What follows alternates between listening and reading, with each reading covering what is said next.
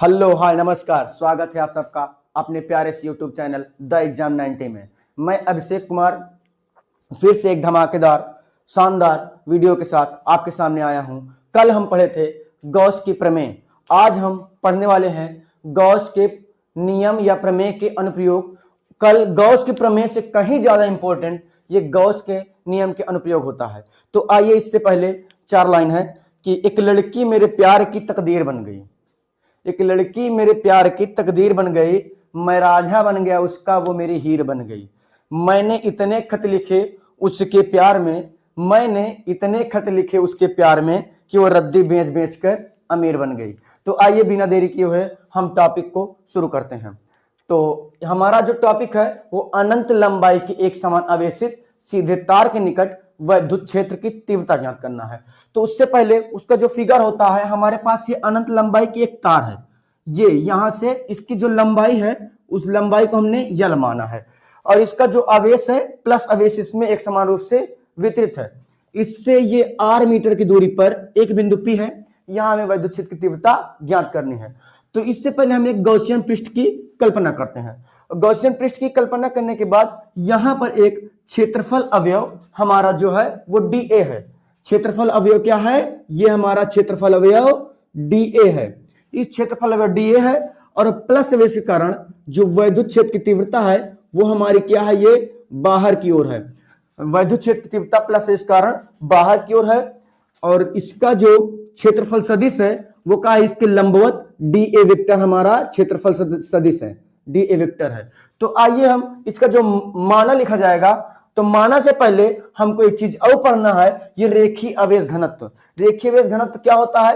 प्रति एकांक लंबाई, ये प्रति एकांक लंबाई पर एक समान रूप से वितरित आवेश, जो ये हमारा प्लस आवेश है, आवेश की जो मात्रा होती है रेखीय आवेश के घनत्व कहलाता है। ठीक है, अब इसके बाद इसको हम लैम्डा से प्रदर्शित करते हैं।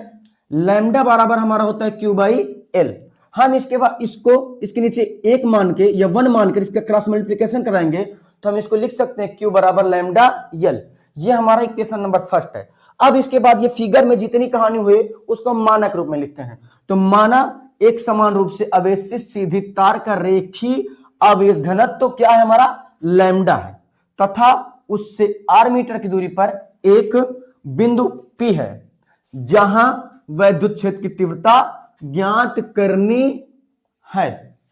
अब इसके बाद हमारा ये माना हो गया। ये माना होने के बाद अब इसके बाद हम देखते हैं कि इस क्षेत्रफल अवयव से गुजरने वाला विद्युत फ्लक्स, क्षेत्रफल अवयव से होकर क्षेत्रफल अवयव से होकर गुजरने वाला विद्युत फ्लक्स फाई ई बराबर हो जाएगा vector E dot dA vector. हम इसको ऐसे भी लिख सकते हैं, फाई ई बराबर ई dA cos थीटा।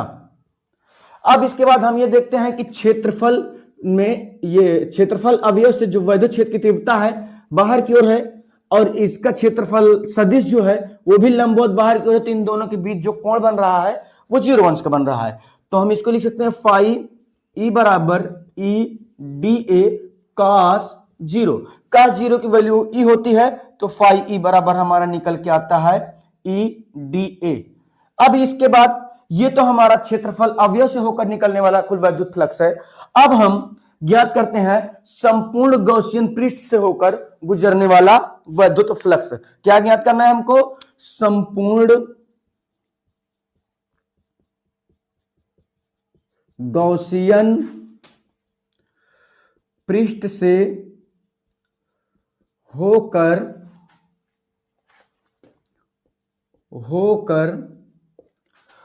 गुजरने वाला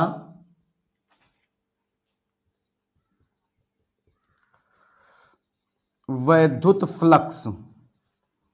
जो संपूर्ण गॉसियन पृष्ठ से देखेंगे तो फाई ई बराबर हमारा हो जाएगा, फाई ई बराबर हो जाएगा, समाकलन का चिन्ह लगेगा और ई हमारा बाहर हो जाएगा, डी ए का हम कर देंगे समाकलन। जब डी ए का समाकलन करेंगे तो फाई ई बराबर ई हमारा ई रहेगा और डी ए हमारा होता है इसका क्षेत्रफल, और इसके बाद जब इसका हम समाकलन करेंगे तो डी हट जाएगा, ए आएगा, तो बेलन के वक्र पृष्ठ का क्षेत्रफल जो होता है वो हमारा होता है 2 पाई आर एल। क्या होता है? 2 पाई आर एल। अब इसके बाद गॉस की प्रमेय से हम देखते हैं, गॉस की प्रमेय से, गॉस की प्रमेय से, गॉस की प्रमेय हमारी क्या होती है? फाई ई बराबर क्यू अपान इप्सिलॉन नॉट। तो यहां पर हम फाई ई के स्थान पे हम मान रखेंगे q upon epsilon naught, q upon epsilon not.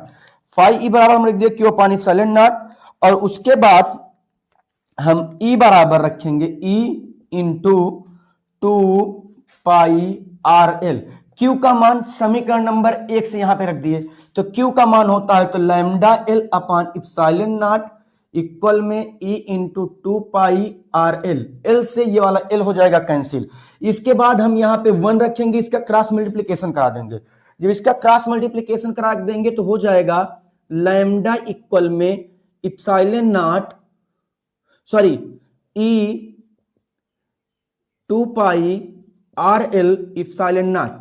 यहां से हमको ई की वैल्यू निकालना है। जब ई की वैल्यू निकालेंगे तो हो जाएगा लैम्डा, हो जाएगा लैम्डा अपान में 2 पाई, यल तो यहां हमारा कैंसिल हो गया था, यल नहीं रहेगा, 2 पाई आर इप्सिलॉन नॉट इक्वल में ई हो जाएगा। अब इसके बाद ये हमारा जो निकल के आता है ये भी हमारा रेखीय अनंत लंबाई के एक समान आवेशी सीधे तार के निकट वैद्युत क्षेत्र का फार्मूला है। लेकिन अगर इसको दूसरे रूप में लिखना है, इक्वल में 1 upon 4 pi epsilon naught 2 lambda upon R. इसमें क्या किया गया है? 2 का ऊपर नीचे मल्टीप्लाई करवा दिया गया है। ये हमारा ये भी फार्मूला होता है एक समान रूप से आवेशी सीधे तार के निकट वैद्युत क्षेत्र की तीव्रता का फार्मूला। ये भी होता है, ये भी होता है। अच्छा, ये वाला क्यों करते हैं? क्योंकि ये हम जब इसका मान रखते हैं तो 2 का मान 2 होता है, पाई का मान अलग रखना पड़ेगा, तो इससे अच्छा होता है कि हम सीधा सीधा इप्सिलॉन नॉट का मान भी अलग रखना होता है, तो 2 का ऊपर नीचे गुणा करा देते हैं ताकि 1/4 पाई इप्सिलॉन नॉट हो जाए। तो थैंक यू। अगर वीडियो पसंद आई हो तो वीडियो को लाइक, चैनल को सब्सक्राइब जरूर करें।